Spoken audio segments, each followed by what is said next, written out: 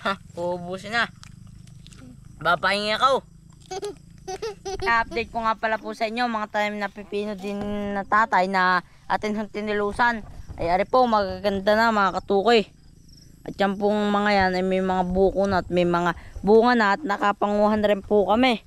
Ayan po. Yan ang ating ginawang tulos ng kawayan. Ay napapakinabangan na po mga katukoy. Ayan. Yan po, may mga buko na. Ayan. Buko na. Yan po mga katukoy. Yung ating binalagan. Ilagan po natin yung mga siit. May napapakinabangan na po. Ari pong isang ito pwede natin kuhanin. Kaso nga lang po, hindi po naglalalakan ng husto ang bunga. At di rin po nag-uulan din sa amin. Kaya ganyan po ang itsura nila. Ari pong isang ari na magulang na. Mga katukoy, magulang na. Yan po. Yan, napapakinabangan na. Tayo po'y mangangain din ng pepino. Ari ho, tayo ho'y kukuha din eh. At nang tayo ho'y makatikim ng pepino. Yan. At tayo pili na.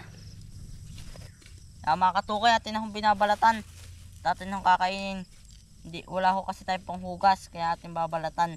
Gawa ng, kung may panghugas po tayo, kahit di na po natin balatan. Yan. Gawa ng ang balat din naman po nito ay nakakain mga katukoy. O sayo, nakakain ka nito?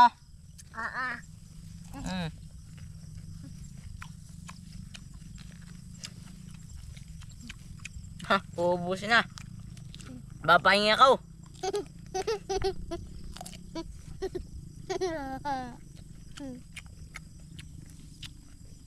Yan po mga katukoy.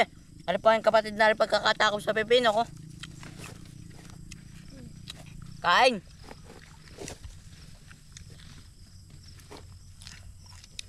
Yan po mga katukoy. Tingnan ko kung pumangos ng pepino.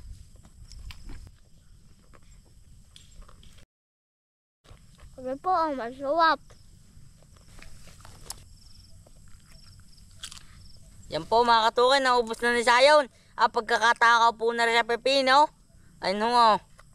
Sadya akong matakaw yan. Paglaki mo, magtatanim ka niyan ha.